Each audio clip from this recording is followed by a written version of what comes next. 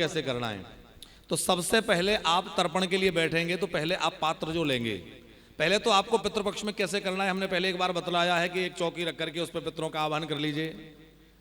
अब आपने तर्पण आरंभ करना है पूर्णिमा से, तो तर्पण आरंभ करने के लिए आपको क्या करना होगा कि आप किसी पीतल के पात्र में या तांबे के पात्र में जल भर लीजिए। एक बड़ी सी परात ले लीजिए, पीतल की हो या तांबे की हो, स्टील ना हो, प्लास्टिक बिल्कुल ना हो, मिट्टी ना हो, कांसा भी ना हो, सोना चांदी तांबा पीतल इतना ही प्रयोग विशेष रूप से है। तो पीतल और तांबा सहज मिल जाता है, वो ले लीजिए। एक बड़ी सी परात हो उसमें जल भर लीजिए।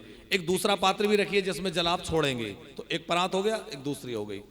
अब आपने उस परात का जल जो है उसमें थोड़ा सा चावल डालिए, थोड़ा पुष्प डालिए, थोड़ा गंगा जल मिल जाए तो थोड़ा गंगा जल डाल लीजिए, और उस जल को सामने रख लिया आपने थाली को।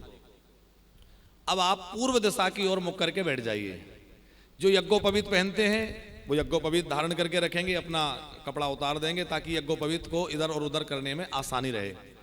और यज्ञोपवीत नहीं पहनते तो ऐसे जो उपवस्त्र होता है वह भी यज्ञोपवीत का कार्य करता है। जो यज्ञोपवीत नहीं पहनते वो ऐसे गमछा अपने बाएं कंधे पर रख लें। यज्ञोपवीत जिस कंधे पर रहता है उसी पर ये अंग वस्त्र भी बाएं कंधे पर ही होना चाहिए, ठीक है। अब आप जब बैठेंगे तो पूर्व दिशा में मुख रखना है और अपना दाहिना घुटना जमीन में टेकना है और बायां पैर खड़ा रखना है। जैसे हनुमान जी बैठते हैं तो हनुमान जी की तरह आसन लगाना है, वीरासन जिसको बोलते हैं। ध्यान रहे, दाहिना पैर जमीन पर रहना है और बायां पैर खड़ा रखना है। हाथ में कुसा लेना है। कुसा, यह कुसा है, एक प्रकार की घास है जो कांस की जैसे दिखती है पर कांस नहीं है, ये कुस है, ये अलग होता है। आप जब पितरों को जल देंगे तो इसके लिए आप सीधा रखेंगे, ऐसे नहीं रखना है, मोड़ना नहीं है, सीधा रखना है। इसका जो अग्रभाग है उससे जल गिरे। अब आपने जल पात्र से जल लिया और ये जो अंगुलियों का अगला भाग है ये देव तीर्थ कहलाता है। तो देवताओं के लिए जो जल देंगे वो देव तीर्थ से गिरना चाहिए। इसलिए ऐसे आपने जल भरा एक पात्र से जिसमें आपने जल भर रखा है, दूसरा खाली पात्र है, इसमें से आपने जल लिया और उसमें जल में गंगा जल आदि आपने पहले डाल ही लिया है। मंत्र यदि आपको आता है तो आप बोल सकते हैं, नहीं आता है इस पुस्तक का आश्रय ले सकते हैं। इस पुस्तक में जो है 89 पेज नंबर से तर्पण की विधि लिखी है, इसमें देवताओं का आवाहन लिखा है और उसके बाद देवताओं के नाम भी लिखे हैं। ब्रह्मा तर्पयामी, विष्णु तर्पयामी, रुद्र तर्पयंतामी, माने ब्रह्मा विष्णु महेश प्रजापति आदि के लिए। अब आप मान लीजिए मंत्र नहीं उच्चारण कर पा रहे हैं या पुस्तक नहीं है तो आप बिल्कुल परेशान ना हो, केवल देवताओं का स्मरण करके 16 बार जल इसमें से लेके इसमें गिरा दीजिए, 16 बार ऐसे, इतने से देव तर्पण संपन्न हो जाएगा। फिर आपने देव तर्पण कर लिया तो अगला करना है आपको ऋषि तर्पण। अब ऋषि तर्पण में आपको कुछ चीजें बदलनी है। एक तो आपने जो घुटना टेक रखा था वो हटा लीजिए। अब आप सीधे दोनों घुटनों को मोड़ करके और ऐसे आलती पालती मार करके बैठ जाइए, ऐसे बैठना है, कोई घुटना जमीन पर नहीं रखना है। दूसरा, आपका जो गमछा या यज्ञोपवीत अभी तक बाहें कंधे पर था उसको आप इस तरह से गले में कंठी की तरह कर लेंगे, ऐसे कंठी की तरह करना है। कंठी की तरह करके आपने दोनों पैरों को एक साथ मोड़ लिया है। आपका मुख अभी पूर्व दिशा में ही है। आपका जो अर्घ पात्र है जिसमें जल भरा हुआ है उसमें आप थोड़ा सा जौ डाल लीजिए। जौ डालना है, गाय का दूध मिल जाए तो डालना है। कुसा जो है उसको बीच से ऐसे मोड़ लेना है और मोड़ करके हथेलियों को ऐसे करेंगे और प्रजापत्य तीर्थ ये नीचे कहलाता है इन दोनों हाथों के बीच का। तो यहां से जल आपने लिया, आगे से नहीं गिराना है, इधर से नहीं गिराना है, इधर से नहीं गिराना है, बीच से गिराना है। तो आपको पूर्व दिशा में ही मुख करके और 16 बार जल, यदि ऋषियों का नाम आप ले सकते हैं तो सनकाय नमः, सनंदनाय नमः, सनताय नमः आदि आदि ऋषियों का नाम ले सकते हैं। मान लीजिए आप नहीं ले पा रहे हैं, कोई बात नहीं है, आप ऋषियों का स्मरण करके और ऐसे इसमें से जल लेंगे, इसमें छोड़ेंगे, इसमें से जल लेंगे, इस खाली दूसरे वाले पात्र में छोड़ना है। 16 बार ऋषियों का स्मरण करके आप छोड़ दीजिए। अब आपने ऋषि तर्पण कर लिया, देव तर्पण कर लिया। अब आता है मनुष्य तर्पण। मनुष्य तर्पण जो है उसमें देखिए ये मनुष्य तर्पण का विधान इसमें लिखा हुआ है। उसके पहले यम तर्पण आदि है, दिव्य पितृ तर्पण है। मनुष्य तर्पण में क्या करना है, उत्तर दिशा की ओर मुख कर लेना है। आप अपना मुख उत्तर दिशा, अभी तक पूर्व में मुंह था, अब उत्तर दिशा में मुख कर लेंगे। जनेऊ को कंठी की तरह ही रखेंगे, गमछे को भी ऐसा ही रखेंगे, सीधा बैठेंगे और इस प्रजापति तीर्थ से ही आप छोड़ते जाएंगे। उसके बाद में पितरों का तर्पण जब प्रारंभ करेंगे तो पितरों का तर्पण करने के लिए आपको दक्षिण दिशा में मुख करना है। और दक्षिण दिशा में मुख करके ऋषियों का आपने उत्तर में कर दिया है। ऋषियों के करने के लिए, मनुष्य तर्पण करने के लिए उत्तर में आपने बीच से ही, ऐसे बीच से ही छोड़ना है मोड़ करके। उसके बाद आपने दक्षिण में मुख कर लिया। अब आप बायां घुटना, पहले दाहिना घुटना जमीन में टेका था, अब की बार आपको बायां घुटना जमीन में टेकना है। हनुमान जी की जैसे वज्रासन में बैठना है, वीरासन में। ये जो गमछा है या यज्ञोपवीत है उसको यहां से हटा करके और इस कंधे पे कर लेंगे। इसको बोलते हैं अपसव्य। अब आप जो है उल्टा कर लिए इसको, पहले बाएं कंधे पे था, अब दाहिने कंधे पे कर लिया। यहां रख करके करना है। कुसा जो है उसको इस तरह से मोड़ के पकड़ना है।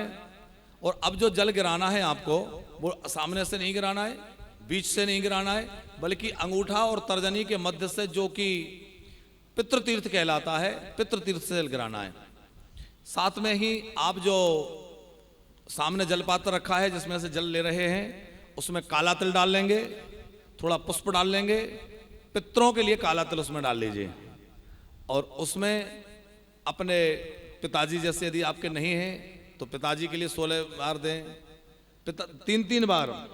तीन बार पिताजी के नाम से दीजिए, 3 बार माताजी के नाम से, दादाजी के नाम से, दादी जी के नाम से, परदादा के नाम से, परदादी के नाम से।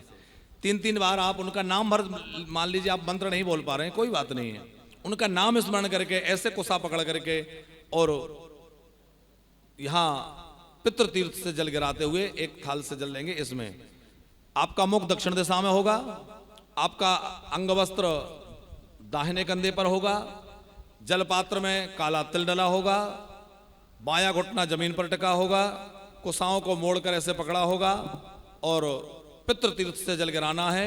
एक एक व्यक्ति का 3 बार अर्घ देना है। तो अपने पिताजी, दादाजी, पिताजी, माताजी, दादाजी, दादी जी, परदादा, परदादी, नाना, नानी, परनाना, परनानी, वृद्ध परनाना, वृद्ध परनानी, माने 3 पीढ़ियां। फिर आप इसके अलावा आपके जैसे मामा जी नहीं रहे तो मामा जी के लिए कर सकते हैं, चाचा जी के लिए, ताऊ जी के लिए, बड़े भाई के लिए, और भी जितने लोग हमारे जो दिवंगत हो गए हैं उन सब के लिए हम तर्पण कर सकते हैं। तो इस तरह से अपने पूर्वज जो हमें स्मरण में है, उन पूर्वजों का नाम ले लेकर एक एक के लिए कम से कम 3 अंजलि उनके लिए जल प्रदान करिए। और इसमें जल कम हो गया और जल डाल लीजिए। 3 अंजलि जल एक एक पितर को कम से कम दीजिए। उसके बाद आ जाता है आपका, जब सारे हो जाएंगे, देखिए इसमें तो यहां तक दिया है, बहुत सारे विधान दिया है। यहां तक लिखा है पुराण इस ग्रंथ में कि यदि किसी की पत्नी चली गई है तो वो पत्नी के लिए भी जल दे सकता है, बेटा के लिए जल दे सकता है, बेटी के लिए जल दे सकता है, मामा के लिए, बुआ के लिए, अपने भाई के लिए, सौतेले भाई के लिए, मौसी के लिए, बहन के लिए, सौतेली बहन के लिए, ससुर के लिए, अपने गुरु के लिए, यदि गुरु जी आपके दिवंगत हो गए तो उनके लिए भी जल देना चाहिए। इस तरह जिन जिन का आपको स्मरण है उन सबका स्मरण कर करके 3 बार कम से कम उनको जल आप प्रदान करिए, 3 अंजलि। उसके बाद सब्ब हो जाइए, माने सब्ब होने का मतलब है आपने जो घुटना टेका था उसको हटा लीजिए, आपने जो गमछा या यज्ञोपवीत उल्टा कर लिया था उसको सही सीधे कंधे पर कर लीजिए, पूर्व दिशा की ओर मुख करके बैठ जाइए, कुसाओं को सीधा करके अग्रभाग के पूर्व की ओर कर लीजिए। फिर जो है आपको क्या करना है, कुसाओं को फिर से सीधा कर लिया, अब आप पूर्व दिशा में मुख करके बैठ गए, तांबे के लोटे में जल लिया, ऐसे जल लेकर के और देवताओं का स्मरण करके आप सीधे बैठ करके ऐसे एक बार और छोड़ दीजिए। उसके मंत्र हैं पर आप ना बोल पाए तो बस ऐसे ही स्मरण करके छोड़ सकते हैं। उसके बाद प्रार्थना करें कि हमारे जो भी पितृ नरक आदि में पड़े हुए हैं उनके लिए जल मिले, तो पुनः एक बार दक्षिण को मुख करना है, कुशाओं को मोड़ करके और पितृ तीर्थ से ही ये पहले बताया था, तर्जनी और अंगूठे के बीच से एक बार फिर से दक्षिण दिशा में मुख करके नरकेषु समस्तेषु यातनासु याचा स्थिताः ते सर्वे, हमारे जो पूर्वज किसी कारण से लुप्त पिंड हो गए हैं, जिनका वंश नहीं चला, ऐसे कई हो जाते जिनका वंश वृद्धि रुक गई, वो वहीं से वंश उनका पूरा हो गया किसी पीढ़ी में, या जिनका संस्कार नहीं हुआ, जिनकी क्रिया ठीक से नहीं हुई, उन सबको हमारा यह जल प्राप्त हो, ऐसा बोलते हुए कम से कम 3 अंजलि उन लोगों को देना है जिनका नाम आदि पता नहीं है, जिनका जो है वंश वृद्धि नहीं हुई है, आगे वंश रुक गया है। फिर आपको दक्षिण में ही मुख करके बैठे रहना है और एक कपड़ा, सूती कपड़ा, कोई भी रुमाल हो, कुछ हो, उसको ले लीजिए, उसको गीला करिए और उसको ऐसे निचोड़ दीजिए। उसको बोलते हैं वस्त्र निष्पीड़न, उससे भी पितरों को तृप्ति होती है, उसी जल में निचोड़ दीजिए। उसके बाद आप शुद्ध लोटे में जल भर करके और उसको अंजलि में लेकर के और पितृ तीर्थ से ही 3 बार पितामह भीष्म को जल प्रदान करें। पितामह भीष्म को 3 अंजलि जल प्रदान करना चाहिए। उसके बाद हाथ पैर थोड़ा धो लें, आचमन कर लें, पूर्व दिशा की ओर मुख कर लें और खड़े होकर के पूर्व दिशा में मुख करके सूर्य नारायण भगवान को अर्घ दें। सबको जल देने के बाद उसी स्थान पर, उसी पात्र में तांबे के लोटे में जल लेकर के, लोटे को धो करके, साफ करके, थोड़ा आचमन करके, हाथ पैर धो करके और पूर्व दिशा में मुख करके, सभ्य होकर के सीधे कंधे पर यज्ञोपवीत और गमछा लेकर के और सूर्य भगवान को अर्घ प्रदान करें, प्रणाम कर लें, परिक्रमा कर लें। इतना नित्य प्रति यदि आपने 16 दिन कर लिया तो साल भर समझ लीजिए आप रिचार्ज हो जाएंगे। साल भर के लिए आपके पितरों का खूब आशीर्वाद मिलेगा और घर में धन धान्य की कमी नहीं रहेगी। सारे संकट पितृ देवताओं की कृपा से टल जाएंगे। हमारे पितरों ने हमारे लिए कितना खून पसीना बहा है, इतना खून पसीना जिन हमारे पितरों ने हमारे लिए बहाया है, क्या हम उनके लिए 16 दिन पानी भी नहीं दे सकते? अब आज के तार्किक लोग कहेंगे, एक बार कोई तर्पण कर रहा था तो उसको देखकर किसी ने कहा कि अरे ऐसे भी कोई वहां जल पहुंचता है क्या?